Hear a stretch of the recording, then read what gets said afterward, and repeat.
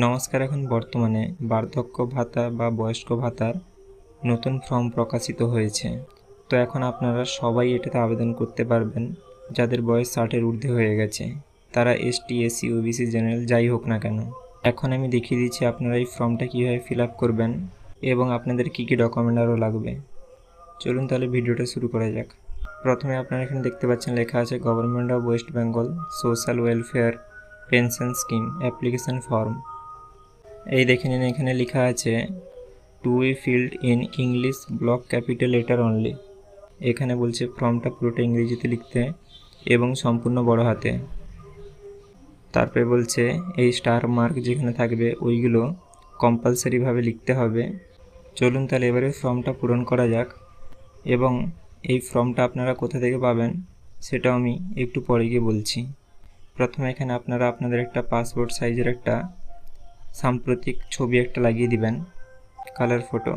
এখানে বলছে applicant name, অর্থাৎ যার নামে বার্ধক্য ভাতাটা হবে তার নামটা এখানে লিখতে হবে। তার প্রথম নেম অর্থাৎ ফার্স্ট নেম, যদি মিডিল নেম থেকে থাকে তো মিডিল নেম এখানে, এবং তারপরে লাস্ট নেম বা টাইটেলটা এখানে দিতে হবে।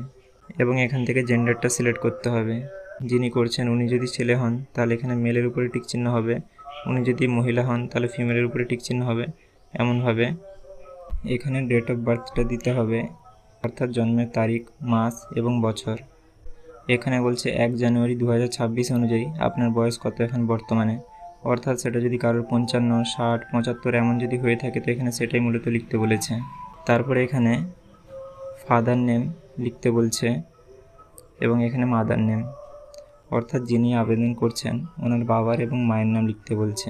ওনার যদি মিডিল নেম থেকে থাকে তো মিডিল নেম দিবেন এবং ওনাদের টাইটেলটা এখানে দিয়ে দিবেন। এবং এখান থেকে আপনারা কাস্টটা সিলেক্ট করতে পারছেন। এখান থেকে আপনারা সবাই পারবেন, জেনারেল, এসসি, এসটি, আদার সকলেই এই ফর্মে আবেদনটা করতে পারবেন। এবং তারপরে এখানে মেরিটাল স্ট্যাটাস দিচ্ছে। প্রথমেটা হচ্ছে যে বিয়ে হয়নি, তারপরটা হচ্ছে যে বিয়ে হয়ে গেছে, তারপরটা হচ্ছে যে বিধবা, এবং তারপরটা হচ্ছে ছেলে কিন্তু তার স্ত্রী মারা গেছে। তো এটা হচ্ছে সেই অপশানটা। এবং এটা হচ্ছে সেপারেট, অর্থাৎ বিয়ে হয়ে গেছে কিন্তু বিচ্ছেদ, স্বামী স্ত্রী একসঙ্গে থাকেন না। তারপরে এখানে বলছে স্পাউচ নেম যদি থাকে, এখানে আপনারা কেউ যদি পুরুষ আবেদন করেন তাহলে আপনারা এখানে আপনাদের স্ত্রীর নামটা লিখতে পারছেন, এবং আপনারা কেউ যদি এখানে মহিলারা আবেদন করেন আপনাদের স্বামীর নামটা এখানে লিখতে পারছেন। তারপরে এখানে বলছে মান্থলি ইনকাম, অর্থাৎ এখানে বার্ষিক বলেনি, এখানে মাসিক বলেছে, অর্থাৎ এখানে আপনাদের মাসে বাড়ির ইনকাম কত হয় সেটা যদি 10,000 হয়ে থাকে 10,000 লিখবেন, 5,000 হয়ে থাকে 5,000 লিখবেন। তো আপনাদের যাদের যত ইনকাম হয়ে থাকে ফ্যামিলির, আপনার নয় আপনার পুরো ফ্যামিলির, তো এখানে সেটা লিখে দিবেন।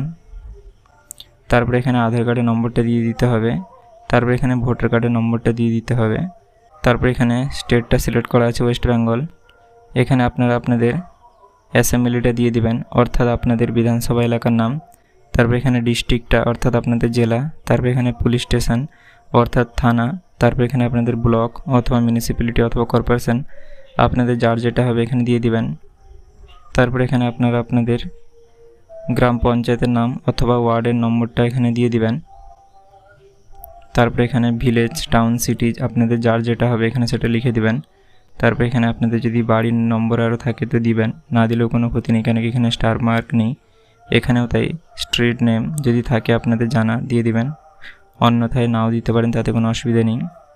এবং এখানে আপনাদের পোস্ট অফিসের নামটা দিয়ে দিবেন এবং এখানে সর্বশেষ পিনকোডটা দিয়ে দিবেন।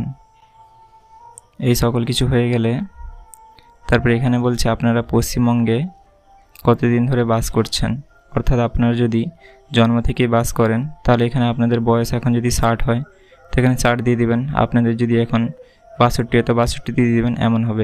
এবং আপনারা এখানে আপনাদের মোবাইল নম্বরটা দিয়ে দিবেন, এবং আপনাদের যদি ইমেল আইডি থেকে থাকে দিবেন, অন্যথায় দেওয়ার দরকার নেই। এবং এখানে আপনাদের ব্যাংকের নামটা দিয়ে দিবেন, তারপরে এখানে আপনাদের ব্যাংকের ব্রাঞ্চ নেমটা দিয়ে দিবেন অর্থাৎ শাখার নামটা, তারপরে এখানে আপনাদের ব্যাংকের নম্বরটা দিয়ে দিবেন, তারপরে এখানে আপনাদের আইএফসি কোডটা দিয়ে দিবেন ব্যাংকের। এই সকল কিছু হয়ে গেলে আপনাদের কাজ একেবারেই কমপ্লিট।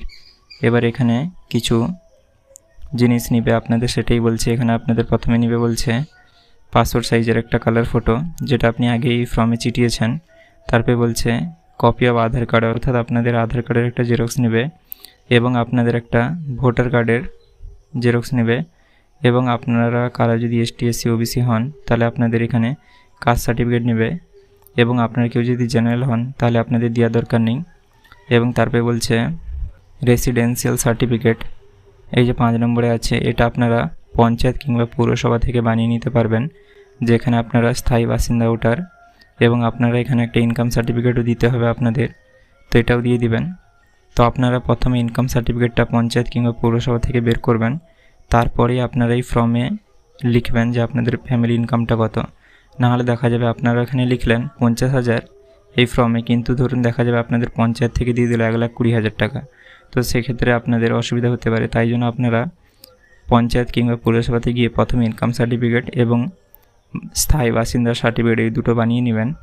তারপরে এখানে ব্যাংকের পাসবুকের জেরক্স দিতে বলছে। তারপরে 8 নম্বরে বলছে আপনারা যদি আরও কিছু দিতে চান ডকুমেন্ট সেটাও দিতে পারেন, এবং এখানে বলছে টিক চিহ্ন দিতে হবে। তো আপনারা যেই ডকুমেন্টগুলো দিচ্ছেন তার পাশে এমন টিক চিহ্ন দিবেন, যেটা দিচ্ছেন তার পাশে এমনভাবে টিক চিহ্ন দিবেন এবং সাথে জেরক্সগুলো জমা দিবেন এই ফর্মের সঙ্গে। এবং এখানে বলছে সেলফ অ্যাটেস্টেড, অর্থাৎ আপনাদের এখানে জেরক্সের নিচে একটা করে সই করতে হবে, এবং আপনার কেউ যদি সই না করতে পারেন তাহলে আপনাদের টিপ সইটাও দিতে পারেন। এবং এখানে একটা সেলফ ডিক্লারেশন আছে, আপনারা এখানে এতগুলো স্কিমের মধ্যে কি কোনো অন্যান্য কোনো স্কিমের কি সুবিধা নিচ্ছেন, যেমন এখানে আছে মানবিক ভাতা, তারপরে বিধবা ভাতা, মৎস্য ভাতা, কৃষক ভাতা, এই সব যাবতীয় আছে। তো আপনারা এখানে যেটা পাচ্ছেন এখান থেকে সেটা সিলেক্ট করতে পারবেন, এমনভাবে কিছুই না, টিক চিহ্ন এমন দিয়ে দিবেন, দিলেই হবে। তো আপনারা কি যদি পেয়ে থাকেন তো এখানে সেগুলো টিক চিহ্ন করতে পারছেন, এবং আপনারা যেই ডেটে এই ফর্মটা জমা দিবেন সেই ডেটটা এখানে দিয়ে দিবেন, এবং আপনারা এখানে একটা আপনাদের সিগনেচার করে দিবেন, এবং যদি সিগনেচার না করতে পারেন তাহলে একটা টিপ সই দিয়ে দিবেন। এবং তারপরের পৃষ্ঠারে এগুলো আপনাদের কিছুই করতে হবে না, এগুলো অফিসাররা করবে, এগুলো আপনারা কিছুই করবেন না। দিয়ে আপনাদের এখানে এই আধারের ফর্মে সম্মতি দিতে হবে, কিছুই না, এখানে আপনারা আপনাদের আধার কার্ডের নম্বরটা দিয়ে দিবেন এবং এখানে এটা সই করে দিবেন, দিলেই আপনাদের কাজ কমপ্লিট। এটাও সেই একই জিনিস, খালি এটা বাংলাতে লেখা আছে, তো আপনারা যে কোনো একটা ফর্ম পূরণ করলেই হবে। এখানে আবারও এখানে আধার কার্ডের নম্বর এবং এখানে সই, আপনারা যে কোনো একটা ফর্ম পূরণ করবেন, হয় ইংরেজি না হলে বাংলা, দিলেই আপনাদের কাজ কমপ্লিট, আর আপনাদের কিছু করতে হবে না। এবারে আপনারা এই ফর্মটা কোথায় পাবেন আমি সেটা বলে দিচ্ছি। আপনারা এই ফর্মটা দুয়ারে সরকার ক্যাম্পে গিয়ে পাবেন, অন্যথায় আমি ভিডিও ডেসক্রিপশানে একটা লিঙ্ক দিয়ে দেবো, আপনারা ওখানে ক্লিক করে এই ফর্মটাকে ডাউনলোড করতে পারবেন, এবং ডাউনলোড করার পরে এটাকে আপনারা প্রিন্ট করে নেবেন। প্রিন্ট করে আপনারা এখানে সব কিছু লিখে আরও নেবেন ভালো করে, তারপর এটা জনকল্যাণ শিবির যখন বর্তমানে হচ্ছে ওখানে গিয়ে জমা দিয়ে দেবেন। অন্যথায় আপনারা চাইলে পঞ্চায়েত কিংবা বিডিও অফিসে এই ফর্মগুলোও জমা দিতে পারেন। আশা করি আপনারা সকল কিছু বুঝতে পেরেছেন, তাও আপনাদের যদি কোথাও কিছু বুঝতে অসুবিধা হয় সেটা আমাকে কমেন্টে জানাতে পারেন, এবং ভিডিওটা যদি আপনাদের ভালো লেগে থাকে তাহলে হাইপ, লাইক এবং সাবস্ক্রাইব করতে ভুলবেন না।